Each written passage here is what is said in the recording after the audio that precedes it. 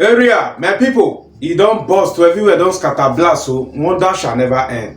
My country people, make una come see lawyer when Tïñûbū and APC carry as their witness for court. Make una come see how this lawyer take expose Tïñûbū, thief Tïñûbū. Guys, if una watch this video, una know say the end of Tïñûbū and APC don finally reach ground. Una know say I tell una few months back say even if say Tïñûbū go rule, Tïñûbū go only rule as INEC president-elect for only few months.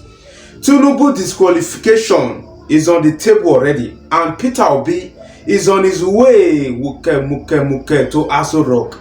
They say slowly but surely, una grab, because this life nothing lasts forever. If you feel say you be Odunga, say you dey do evil, the day when your end go come, you no go believe your eye. This life, they no dey see Superman. Una grab.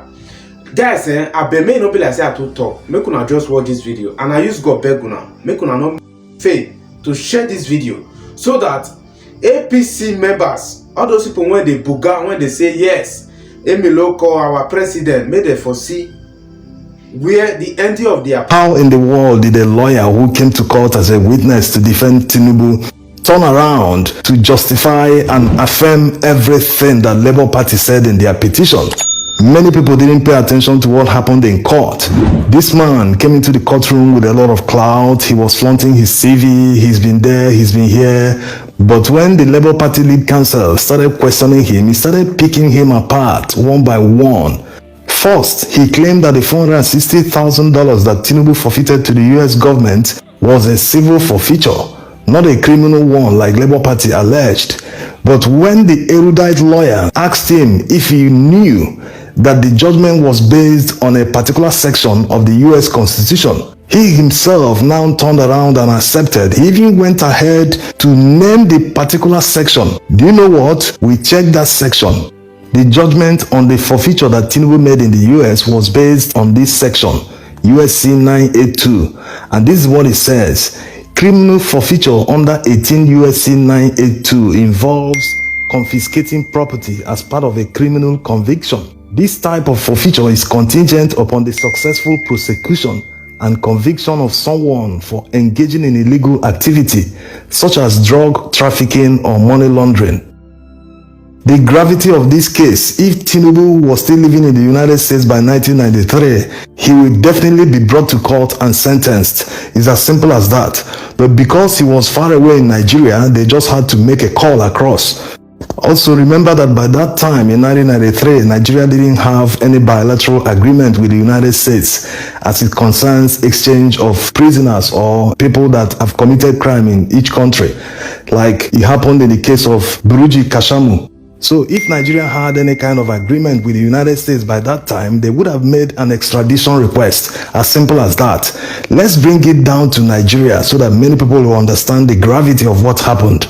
Imagine the NDLEA guys are tracking some people and they eventually catch them and they start tracing their funds in the banks, and they find out that someone, no matter how highly placed, that person is storing funds traced to narcotics in his account. They will go after that person. They will first of all block the account, and if they ever catch that person, what do you think that person will go through? At the end of the day, will the person turn around and say it was a civil forfeiture that he made to the NDLEA and Nigerian government? No, in this situation, it is a criminal forfeiture. That was exactly what happened to Tïñûbū in the United States. Now, before we continue, many people will be saying, if it is true that Tïñûbū made a criminal forfeiture, why was he able to continue going to the United States thereafter? Yes, this is the angle and argument that his counsel is coming from. They want to prove that, hey, if he really committed a crime, he still continues going to the United States. Why hasn't he been arrested? That's why they tendered visas, copies of visas that he has gotten from the United States and has gone and come back.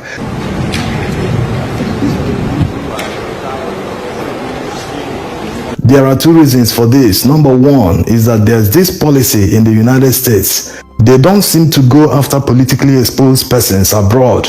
Let's take, for instance, the indictment of Atiku Abubakar. Atiku Abubakar was indicted by a US Senate committee because of money laundering. When he was vice president, he used his wife. It's an old news. Everyone knows about it. some tens of millions he laundered to the United States. So the US Senate committee indicted Atiku Abubakar with some other African politicians.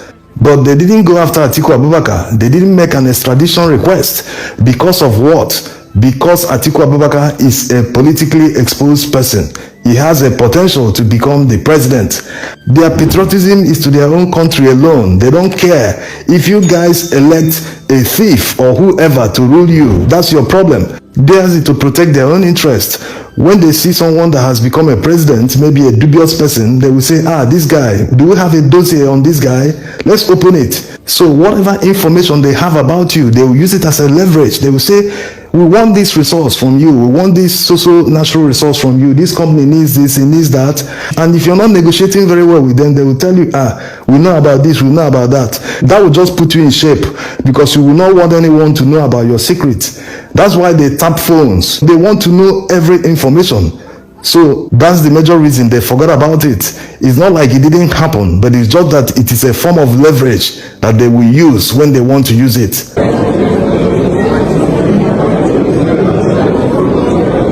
The second reason is that it doesn't make sense for the Justice Department to start going after someone you've recovered money from. It doesn't make economic, even legal sense, because the money you recovered it, you will now start spending another money to prosecute the person in court. So the state has nothing else to gain except lose, because they will spend money to prosecute the person, still spend money on the person in prison. While the person is imprisoned, he will be fed. He'll be taken care of. If he falls sick, the state will take care of the person. So the state has simply nothing to gain again after recovering thousands of dollars from their illegal activity. Even without the confirmation from the witness that Tïñûbū's forfeiture in the United States was a criminal one, the judges already know.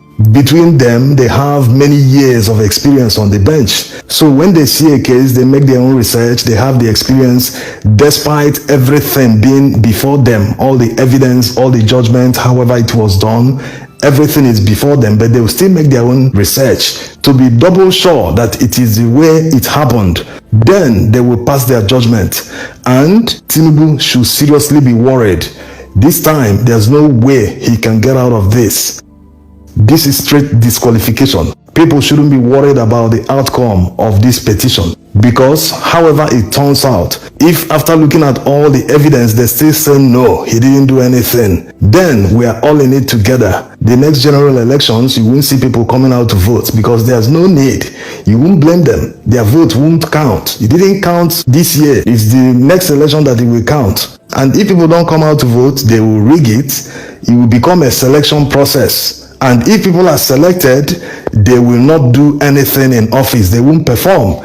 They won't execute any project. They will just be writing all the money off because they don't have anyone to impress. You didn't vote them. They were selected by the party and people in power. So what will ultimately happen? It will make Nigeria a failed state, as simple as that, because nothing will work. So we are all in it together. Maybe, who knows, by that time they will be comparing Nigeria with Somalia. Yes, that's the level we will fall if they refuse to do the right thing. So people shouldn't worry about the outcome. Whatever the outcome, we are all in it together. You can't run away because it's turn by turn Nigeria Limited. No matter how highly placed you are in Nigeria, you are still affected by what is happening in Nigeria. You can't run away from it, except you go abroad and leave. Yes, that's the only way you can run away from it. Now, let's look at the question that is on everyone's lips. People are asking why, what is going to happen to Peter Obi, that they tendered evidence that his name wasn't on the register in Anambra before the election. The question that many people should ask is why? Why should a so-called winner of an election seeking to disqualify the loser? Isn't that strange? Besides, the section they are relying on in the Electoral Act didn't say that the party or any party will stop accepting new members after submitting their register to INEC 30 days before the primaries. So the party still has the right to continue accepting new members, and they cannot be updating their register every day and be delivering to INEC before the primaries. There's also a unanimous appeal court judgment that threw away the matter before the election.